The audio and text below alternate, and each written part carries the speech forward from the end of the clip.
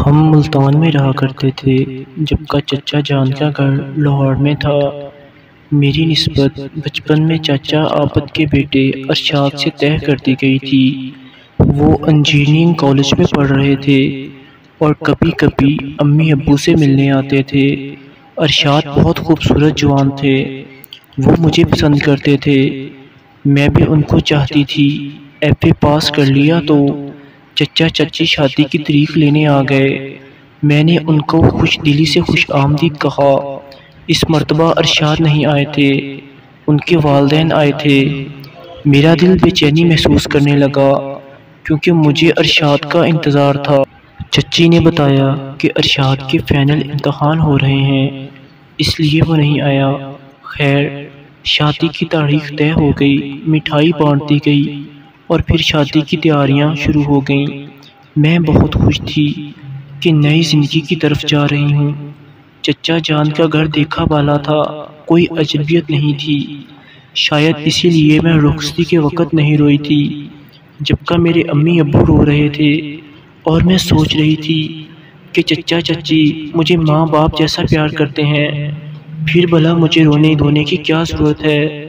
جب امی ابو کی یاد آئے گی ان سے ملنے آ جاؤں گی۔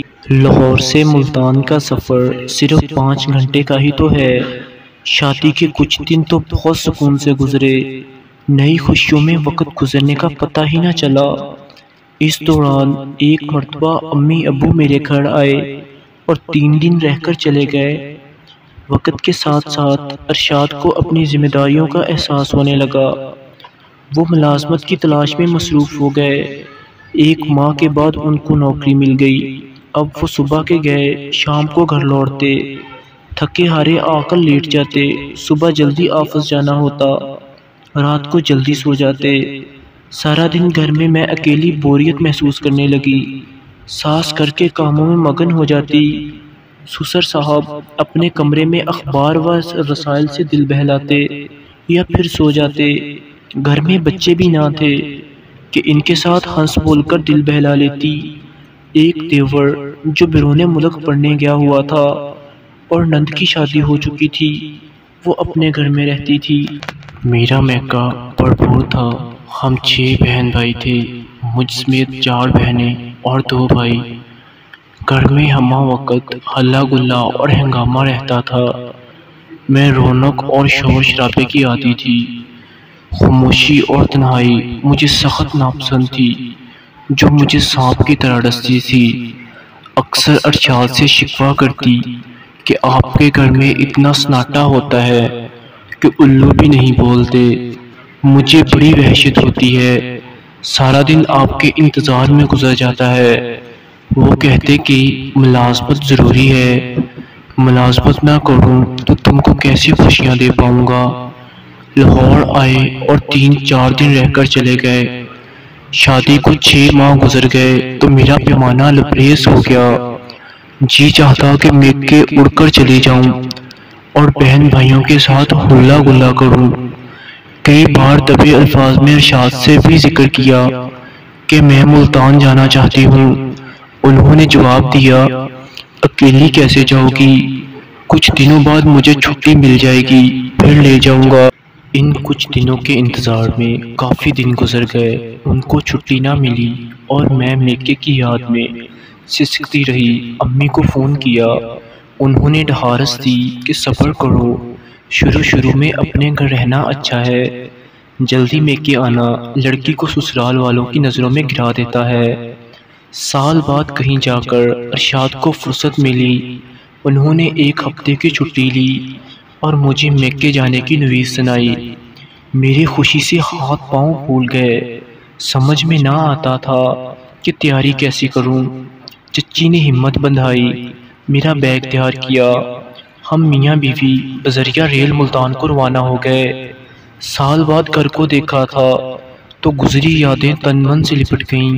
خوشی سے آنکھوں میں آنسو آ گئے۔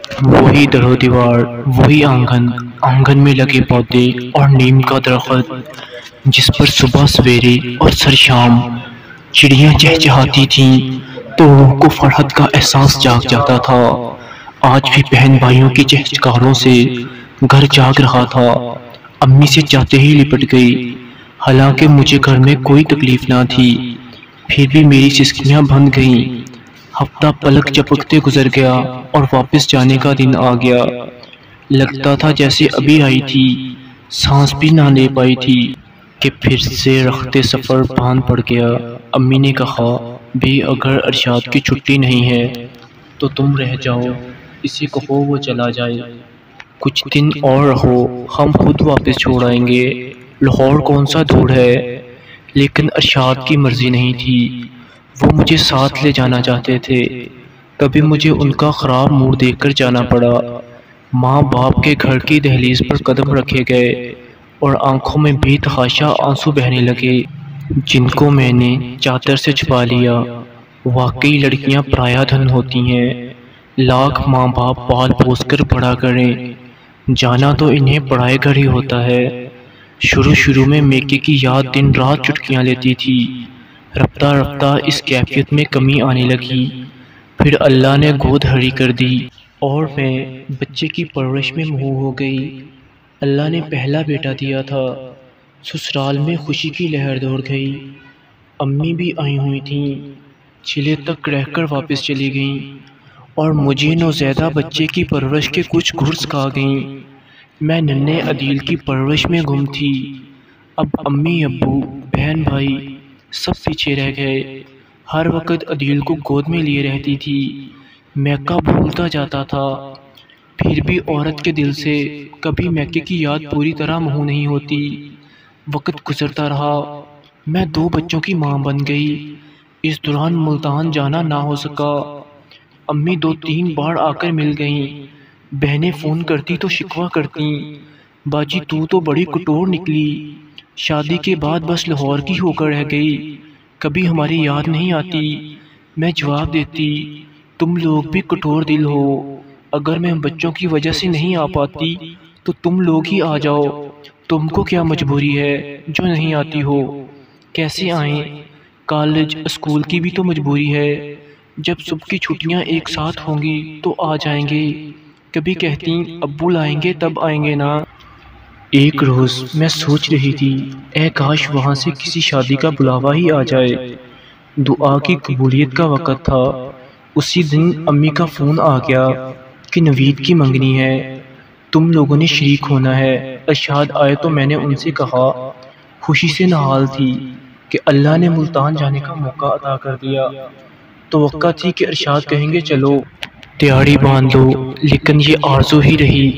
اس روز ننھے میاں کو بخار چڑھ گیا، تبھی انہوں نے جانا متروک کر دیا اور اپنی ماں سے کہا، امی جان آپ نوید کی منگنی میں چلے جائیے، ہم شادی میں جائیں گے، ہمارے بیٹے کی طبیعت ٹھیک نہیں ہے، ایسا نہ ہو سفر میں مزید بگڑ جائے۔ یہ سن کر میری خوشیوں کی کلیوں پر اوس پڑ گئی، ساری مسرت ہوا ہو گئی۔ ارشاد سے کہا کہ ننھے کی طبیعت اتنی زیادہ خراب نہیں ہے، ہم 5-6 گھنٹے کا سفر آسانی سے طے کر لیں گے۔ کہنے لگے، میں لاہور سے ملتان ڈرائیو نہیں کر سکتا، ٹرین میں مشکل ہوگی، امی ابو کو جانے دو، ہم شادی میں شریک ہو جائیں گے۔ میں چپ ہو گئی، ان سے بحث کرنی فضول تھی، جانتی تھی کہ ان کا سفر کرنے کا موڈ نہیں ہے، زیادہ اصرار کروں گی تو اکھڑ جائیں گے۔ صبر کے گھونٹ پی کر خاموش ہو گئی۔ چچا چچی ملتان چلے گئے اور میں حسرت سے ان کو دیکھتی رہ گئی۔ 3 دن بعد وہ لوٹ آئے۔ امی کو میرے شریک نہ ہونے کا دکھ تھا، آخر کو سکی بہن کی منگنی تھی۔ انہوں نے مجھے فون کیا، میری آواز بجھی ہوئی تھی۔ انہوں نے ڈھارس دی، کوئی بات نہیں گڈو، پریشان نہ ہو، بے شک تمہارے نہ آنے سے کمی محسوس ہوئی، لیکن بچے کی صحت کا معاملہ ہے، نوید کی شادی 1 ماہ بعد ہے، تم آ جانا، ساری کلفت دور ہو جائے گی۔ وقت تیزی سے گزرتا رہا، 1 ماہ بھی گزر گیا اور پھر نوید کی شادی کا کارڈ آ گیا۔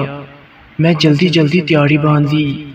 جانے سے پہلے 2-3 بار میاں سے اشارتاً کہا کہ ملتان میں سخت گرمی ہے، کہیں بچے بیمار نہ پڑ جائیں، اچھی طرح سوچ لو، مگر میں تو تپی ہوئی تھی، تک کر بولی، سوچ لیا ہے، سکی بہن کی شادی ہے اور میں نہ جاؤں، آپ بھی کمال کرتے ہیں، اگر آپ کی بہن کی شادی ہوتی تو کیا آپ شریک نہ ہوتے؟ ارشاد کو چھٹی نہ ملی، بادل نہ خواستہ تیاری باندھی اور ہم رکشہ میں بیٹھ کر ریلوے اسٹیشن آ گئے۔ مجھے زنانہ ڈبے میں سیٹ ملی۔ تب انہوں نے کہا، میں تمہارے ابو کو فون کر دیتا ہوں، وہ تم کو اسٹیشن آ کر اتار لیں گے، میں کل پرسوں تک آ جاؤں گا، مجھے زیادہ چھٹی نہیں ملی۔ میں نے جواب دیا، ٹھیک ہے، اتنے دن میں وہاں رہ لوں گی، آپ شادی ختم ہوتے ہی واپس چلنے کا حکم دے دیں گے۔ ارشاد نے مجھے کو زنانہ ڈبے میں سوار کر دیا اور ابو کو فون کر دیا، ٹرین اور ڈبہ بھی بتا دیا۔ میں خوشی خوشی ڈبے میں بیٹھ گئی، کسی قسم کا خوف محسوس نہ کیا، بس جانے کی سرشاری میں ڈوبی ہوئی تھی۔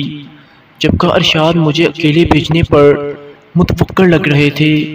ان دنوں چچا چاچی دونوں فلو کا شکار لگ رہے تھے، وہ نہیں جا سکتے تھے۔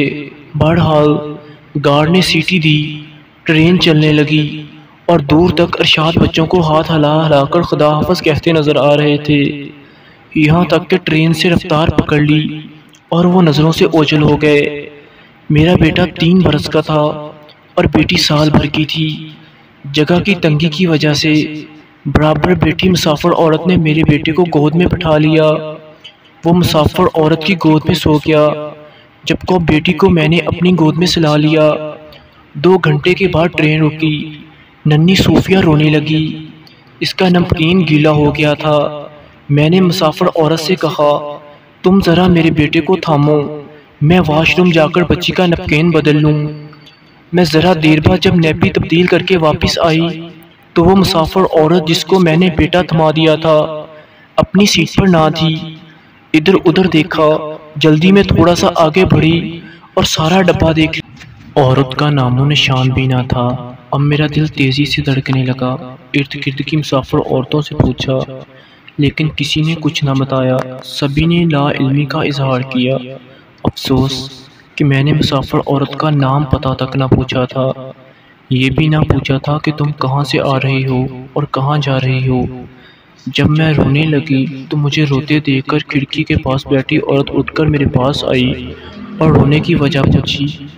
میں نے کہا کہ اپنے ساتھ بیٹھی عورت کو میں نے اپنا بیٹا دیا تھا، وہ اسے گود میں لے کر بیٹھی تھی، بچہ سو گیا، میں واش روم تک گئی تھی، واپس آئی تو عورت میرا بچہ لے کر غائب ہو گئی۔ وہ بولی کہ ایک عورت ابھی پچھلے اسٹیشن پر اتری ہے، اس کی گود میں 3 سال کا بچہ تھا، کیا اس نے نیلے رنگ کا نیپکن پہنا ہوا تھا؟ ہاں وہی عورت تھی، مگر اب کیا کروں؟ زنجیر کھینچ لو، ٹرین رک جائے گی، پولیس آئے گی تو اس کو بتانا کہ عورت تمہارے بچے کو لے کر اتر گئی ہے۔ میں نے ٹرین کی زنجیر کھینچی، بہت زور لگایا، مگر وہ شاید زنگ آلودہ ہو چکی تھی، مجھ سے کھینچی نہ گئی۔ تبھی ادھر سے ایک کولڈ ڈرنک والے کا گزر ہوا، اس نے مجھے پریشان زنجیر کھینچتا دیکھا تو پورا زور لگا کر زنجیر کھینچ لی۔ ٹرین آہستہ آہستہ ہوتے رک گئی، ٹرین کا متعلقہ عملہ آیا، میں رو رہی تھی۔ عورتوں نے بتایا کہ پچھلے اسٹیشن پر کوئی مسافر عورت ان کا بیٹا اٹھا کر اتر گئی ہے۔ ڈبے میں شور سا مچ گیا، پولیس افسر نے مجھے نیچے اتار لیا، پھر انہوں نے میرے شوہر کو فون کر دیا اور اپنے طور پر جو ہو سکتا تھا کیا، مگر وہ عورت نہ ملی، جانے وہ میرے لگتے جگر کو لے کر کہاں چلی گئی کہ تلاش بسار کے باوجود کوئی سراغ نہ مل سکا۔ یہ ایک ایسا زخم تھا جس نے مجھے چیتے جی مار دیا۔ آج اس واقعے کو 30 برس سے زیادہ بیت گئے ہیں، مگر یہ زخم جیسے پہلے دن کی طرح آج بھی ویسے ہی ہرا ہے، اور جب تک میں زندہ ہوں یہ ہرا ہی رہے گا۔ مت پوچھئے کہ ارشاد کا کیا حال ہوا۔ آج زمانے کی ساری خوشیاں، تمام سہولتیں ہمارے پاس ہیں، لیکن ننھے ارسلان کی جگہ کوئی شے نہ لے سکی۔ وہ آج بھی میرے دل میں ہمکتا ہے اور اس کی یاد مجھے کسی پل قرار نہیں لینے دیتی۔ میری باہیں اس کو گود میں بھرنے کو ترستی ہیں۔ کاش میں اپنے شوہر کے بغیر اکیلے سفر نہ کرتی تو یہ سانحہ پیش نہ آتا۔ والسلام۔